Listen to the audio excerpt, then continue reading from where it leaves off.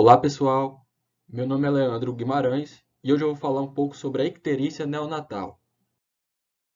Então, começando pela definição, a icterícia neonatal pode ser entendida como a coloração amarelada de peles e mucosas pelo aumento de bilirrubina indireta ou imunofrequência da sua fração direta. Lembrando que a bilirrubina indireta é lipossolúvel, enquanto a direta é hidrossolúvel, e geralmente se manifesta com níveis acima de 7 mg por decilitro. Essa condição atinge, em média, 60% dos recém-nascidos a termo e 80% dos recém-nascidos pré-termo na primeira semana de vida. Tem como principal complicação a encefalopatia bilirrubínica, ou kernícteros, que ocorre devido a níveis muito elevados de bilirrubina, com impregnação a nível encefálico. Pode ser classificada basicamente em icterícia fisiológica ou icterícia patológica. Então, para a gente entender um pouco mais sobre essa condição, é importante a gente fazer o resgate do metabolismo da bilirrubina.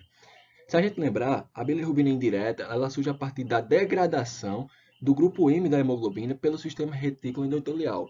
Essa versão desconjugada ou livre de bilirrubina é então levada ao fígado junto com albuminas e lá sofre a ação da enzima glicuroniltransferase, transformando assim a bilirrubina indireta em bilirrubina direta ou conjugada.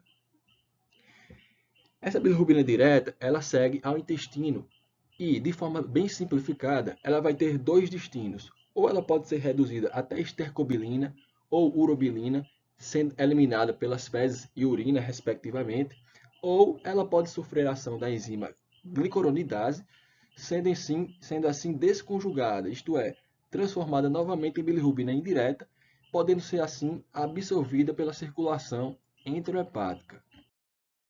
Então vamos falar agora sobre a icterícia fisiológica. A icterícia fisiológica ocorre pelo aumento da bilirrubina indireta e no recém-nascido a termo aparece em torno do segundo ou terceiro dia. Mas por que ela acontece? Basicamente, a gente tem que lembrar de como funcionava o metabolismo da bilirrubina na vida fetal. Então, na vida fetal, a bilirrubina indireta era eliminada pela placenta, ou seja, havia baixa captação hepática.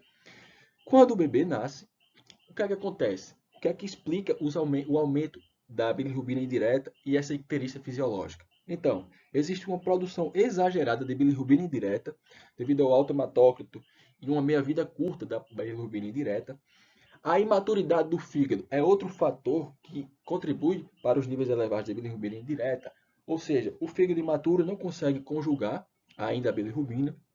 E um terceiro fator é o aumento da circulação enterohepática no recém-nascido, que promove uma maior reabsorção da bilirrubina indireta. Esses fatores são fatores que contribuem para uma icterícia fisiológica. Mas quais seriam os fatores relacionados à icterícia não fisiológica? Então, uma icterícia que se iniciou antes das 24 a 36 horas de vida, aumentos maiores do que 5 mg por quilo por dia, níveis séricos de bilirrubina maior do que 12 no recém-nascido a termo e 14 em recém-nascido pré-termo, a gente pode classificar a partir da zona 3 de Kramer, uma icterícia persistente, cerca de 10 a 14 dias, e o aumento nos níveis de bilirrubina. Sobre as zonas de Kramer, a gente tem que lembrar que a progressão da icterícia se dá de forma crânio-caudal. E as zonas de Kramer, ela tentam estimar os níveis de bilirrubina a partir do acometimento da icterícia na pele do bebê. Ou seja, na zona 1, a icterícia, ela pega a cabeça e pescoço. A bilirrubina total estimada desse bebê, então, vai ser em média de 6. Na zona 3, que ela pega abaixo da cicatriz umbilical, a bilirrubina total vai ser em média de 12. Ou seja, a partir da zona 3 de Kramer é que a gente deve pensar em uma bilirrubina não fisiológica. Vamos falar agora sobre a icterícia patológica. Com relação aos fatores de risco, a gente pode destacar os níveis de bilirrubina na zona de alto risco, a icterícia nas primeiras 24 horas, incompatibilidade ABO, RH com cúmulos direto positivo, idade gestacional de 35 a 36 semanas. Grupos de baixo risco são aqueles que têm geralmente níveis de bilirrubina na zona de baixo risco, idade gestacional maior ou igual que 41 semanas, alimentação com fórmula. Nesse segundo gráfico, a gente vê a estratificação para o risco de hiperbilirrubinemia. Ou seja, a gente compara os níveis de bilirrubina com a idade do recém-nascido em horas, e aí a gente vê em qual local do risco ele vai se encaixar. Como a gente pode fazer o diagnóstico da icterícia patológica? Então, basicamente, a gente vai precisar do exame físico, onde a gente vai notar a coloração amarelada. A gente pode, então, dosar, a partir daí, a bilirrubina. Pode ser feita de forma transcutânea e a forma sérica, que é a forma mais utilizada. Lembrando que hiperbilirrubinemia indireta se dá a partir de níveis maiores que 1,5 mg por decilitro, enquanto a direta se dá a partir de níveis maiores que 2 mg por decilitro. Em casos de aumento de bilirrubina indireta, a gente deve pedir outros exames para complementação diagnóstica, que são a hemoglobina, o hematócrito, a contagem de reticulócitos, a tipagem sanguínea da mãe e do recém-nascido, sistema BO e RH, e a prova de cúmulos direta. Para os casos de aumento de bilirrubina direta, alguns exames devem ser solicitados para complementação, como o hemograma, a SLT-ALT, fosfatase alcalina, a glicose. É importante a gente solicitar também o coagulograma, a alfa-1 tripsina, uma ultrassom hepática também é importante e substâncias redutoras da urina. Sobre as etiologias da icterícia neonatal, primeiro a gente vai começar comentando sobre a elevação da bilirrubina indireta. Basicamente tem duas causas, as doenças hemolíticas ou a icterícia associada à amamentação. Nas doenças hemolíticas, a gente pode elencar algumas causas principais. Primeiro, a incompatibilidade ABO. A mãe apresenta o sangue O, enquanto o recém-nascido apresenta A ou B, com cumbis pode ser positivo ou negativo. A incompatibilidade RH. A mãe apresenta RH negativo e o RN apresenta RH positivo, com cumbis direto positivo. Além disso, a gente pode também citar a eserocitose e a deficiência de G6PD. Em relação à icterícia associada à amamentação, ela se dá mais ou menos pelo aumento da circulação enterohepática e o aumento da reabsorção de bilirrubina indireta. E existem duas causas. A icterícia do aleitamento, que ocorre de forma precoce, basicamente ocorre por problemas da amamentação, por baixa ingesta láctea. E a icterícia do leite materno, que se dá de forma tardia, são substâncias que interferem no metabolismo da bilirrubina. Sobre as etiologias do aumento da bilirrubina direta, a gente tem a colestase, isso é, a diminuição do fluxo biliar. O paciente geralmente apresenta a icterícia, pode apresentar hepatomegalia, a colia fecal, como a gente vê na foto, e a colúria. As principais causas de colestase são a atresia das vias biliares, que pode ser diagnosticada através de ultrassom. Quando a gente tem uma forte suspeita, a gente deve fazer então uma laparotomia exploradora com colangiografia intraoperatória. E a cirurgia para correção é a cirurgia de Kasai, onde a gente faz uma portoenterostomia. As outras causas de colestase são hepatites neonatais, que podem ser causadas de forma idiopática, infecciosa por herpes simples, CMV, ou vírus da hepatite B, ou por causa genética. Aqui a gente vê o fluxograma, basicamente, das principais etiologias, bilirrubina indireta e bilirrubina direta. Abri o parênteses agora para falar sobre a principal complicação da icterícia neonatal, a encefalopatia bilirrubínica, ou kernicterus. É uma síndrome neurológica causada por depósito de bilirrubina indireta no sistema nervoso central. A bilirrubina em elevados níveis atravessa a barreira hematoencefálica, causando assim impregnação dos neurônios. A clínica ela é dividida em períodos. No primeiro período, que é com poucos dias de vida, o paciente pode apresentar hipotonia e diminuição do estado de alerta. No segundo período, que é de pior prognóstico, a gente pode encontrar deficiências neurológicas permanentes, assim causando uma hipertonia dos extensores, convulsão e febre.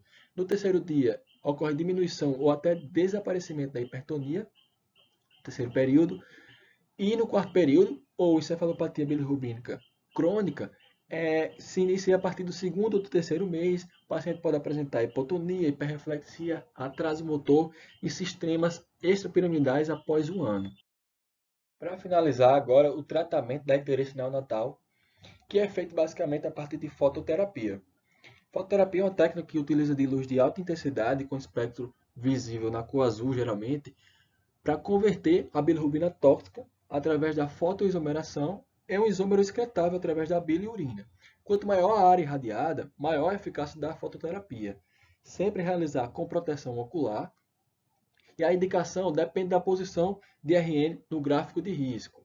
Geralmente ela vai ser suspensa quando os níveis de bilirrubina total estiverem abaixo de 8 a 10 mg por decilitro, sendo avaliada de 12 a 24 horas. Aqui a gente tem o gráfico, né, da indicação de fototerapia. Então a gente compara os níveis de bilirrubina com as horas do bebê e a gente vê em qual lugar esse bebê se encaixa, a partir da sua idade gestacional. E mais embaixo a gente tem a ilustração da fototerapia. Sobre as modalidades de fototerapia, a gente pode classificar algumas quanto ao equipamento, que pode ser a fototerapia convencional, a partir de lâmpadas, a biliberço ou pilitron, que é como a gente pode ver na imagem 2, o Billy Blanker, que é basicamente o bebê se deita sobre uma luz azul, e o Billy Spot, que é como se fosse um foco de luz azul no bebê.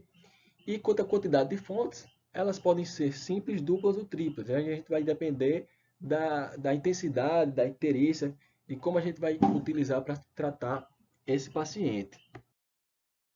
A segunda opção ao tratamento da icterícia neonatal é a hexaguinotransfusão. É um procedimento mais invasivo, reservado para situações onde há maior risco de neurotoxicidade, podendo-se usar a artéria e a veia umbilical. Dura cerca de 2 a 4 horas. O mecanismo se dá através da diminuição da intensidade da reação imunológica da doença hemolítica por meio da remoção dos anticorpos, da bilirrubina indireta e através da correção de anemias. Existem complicações vasculares, metabólicas, ácido básica, cardiocirculatórias e infecciosas, por isso é bem restrito o seu uso. E a indicação, basicamente, leva em consideração o gráfico de indicação de hexaguinotransfusão, mas geralmente ela ocorre através da doença hemolítica perinatal ou em situações de hiperemólise. No gráfico também a gente vai analisar a bilirrubina sérica total com a idade gestacional e ver onde o recém-nascido se encaixa nesse gráfico, para a gente ver se precisa ou não realizar esse procedimento. Aqui a gente tem um fluxograma do diagnóstico e do tratamento da icterícia neonatal para um recém-nascido de idade gestacional maior ou igual a 35 semanas, com peso maior do que 2 kg. É importante a gente ver que, a partir do momento que a gente nota a icterícia, é importante a gente dosar as bilirrubinas, determinar os fatores de risco, para a gente ver então quais são as indicações de fototerapia ou não. Por fim, o modelo de prescrição para a icterícia seria a amamentação em livre demanda, prescrever a fototerapia com proteção ocular, observar sinais de desidratação, já que a fototerapia pode provocar, observar a diurese, sinais vitais e orientações gerais à mãe. É isso, galera. Espero que tenham gostado. Muito obrigado.